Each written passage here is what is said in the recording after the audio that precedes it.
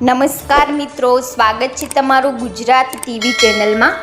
આજે આપણે વાત કરવાના છીએ કયા વિસ્તારમાં કેટલો વરસાદ પડ્યો છે અને આગામી દિવસોમાં વરસાદની આગાહી વિશેની। તો હવામાન વિભાગ દ્વારા રાજ્યમાં ભારે વરસાદની આગાહી કરવામાં આવી છે। રાજ્યમાં સાયક્લોનિક સર્ક્યુલેશન સક્રિય થઈ ગયું છે, જેને લઈને વરસાદની આગાહી કરવામાં આવી છે। ત્યારે મિત્રો આગામી 5 દિવસ સુધી હજી પણ વરસાદી માહોલ યથાવત જોવા મળી શકે છે।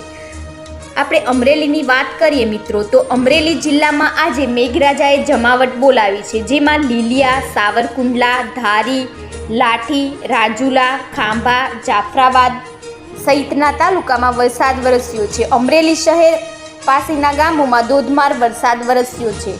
ચક્કરગઢ, દેવળિયા, ગોખરવાડા સહિતના ગામો પાણી થઈ ગયા છે। મિત્રો અમદાવાદની વાત કરીએ તો અમદાવાદના હવામાન વિભાગે વરસાદને લઈને આગાહી કરી છે, જેમાં ગુજરાતમાં આગામી 5 દિવસ વરસાદની આગાહી કરવામાં આવી છે। રાજ્યમાં સાયક્લોનિક સર્ક્યુલેશન સિસ્ટમ સક્રિય થઈ ગઈ છે, જે વરસાદ સારો આપશે। તો માછીમારોને આગામી 5 દિવસ દરિયો ન ખેડવા સૂચના આપવામાં આવી છે। હવામાન વિભાગની આગાહી મુજબ વાત કરવામાં આવે મિત્રો, તો આજે સુરત, ડાંગ, તાપી, નવસારી, વલસાડ, દાદરાનગર હવેલી, નર્મદા, ભરૂચ, આણંદ, અમદાવાદ, બનાસકાંઠા, સાબરકાંઠા, મહેસાણા, ભાવનગર, ગીર સોમનાથ, જૂનાગઢ અને બોટાદમાં ભારે વરસાદની આગાહી કરાઈ છે, જેમાં આગામી 5 દિવસ સુધી વરસાદનો માહોલ યથાવત રહેશે। મુંબઈ શહેરની વાત કરીએ મિત્રો, તો મુંબઈમાં સવારથી જ વરસાદ શરૂ થઈ ગયો છે। મુંબઈના અનેક વિસ્તારોમાં વહેલી સવારથી જ વરસાદ જોવા મળ્યો હતો। હવામાન વિભાગે આજે એટલે કે 13મી જુલાઈએ મુંબઈમાં વરસાદ માટે ઓરેન્જ એલર્ટ જાહેર કર્યું છે। ચોમાસાનો વરસાદ મુંબઈના લોકો માટે આફત બની જાય છે, તેથી સાવચેત રહેવાની જરૂર છે।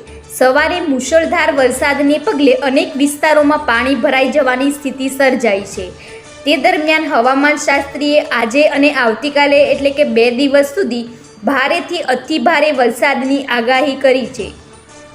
આવી સ્થિતિમાં આ 48 કલાક મુંબઈના લોકો માટે મુશ્કેલ બની શકે છે। મુંબઈમાં 7 અને 8 જુલાઈના રોજ સતત 2 દિવસ પણ ભારે વરસાદ પડ્યો હતો।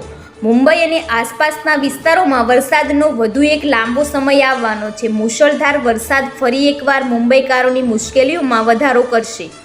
દર વર્ષે ચોમાસાના વરસાદ દરમિયાન મુંબઈના ઘણા વિસ્તારોમાં પાણી ભરાઈ જવાના કારણે ડૂબી જાય છે। આવી સ્થિતિમાં કામ કરવા લોકો, ખાસ કરીને જાહેર પરિવહન દ્વારા મુસાફરી કરતા લોકોને મુશ્કેલીઓમાં વધારો થાય છે।